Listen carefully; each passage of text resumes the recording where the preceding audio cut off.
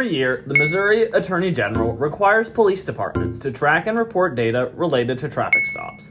They track a number of different variables, including time of stop, location of stop, reason for stop, gender, age, and race. We took a look at how race intersects with the Columbia Police Department's traffic stop data. When it comes to race and traffic stops, the CPD tracks something called a disparity index. A disparity index measures how frequently something happens to a demographic against that demographic's actual population. In context, this would mean measuring how often black people are stopped by the CPD against their population in Columbia. Black people make up 37.8% of the stops made by the CPD in 2019. However, their population in Columbia in 2019 was only 10.9%.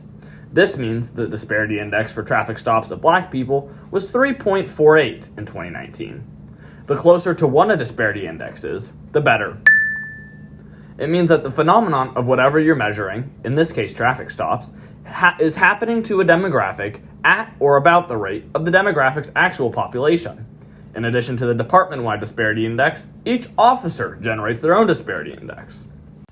Let's look, for example, at officer number 41. Officer 41 made 32 stops in 2019. 21.9% of their stops were black people, making their disparity index 2.01. We wanted to further understand these numbers in context, so we took a look at how these numbers line up on a normal distribution curve.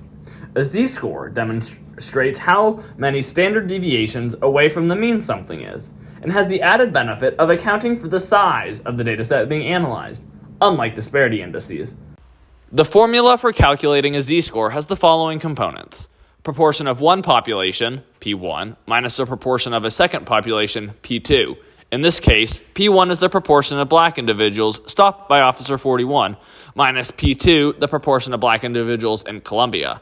This value is divided by the square root of P hat times 1 minus P hat times the value of 1 divided by the number of total individuals in the first population plus 1 divided by the total individuals in the second population.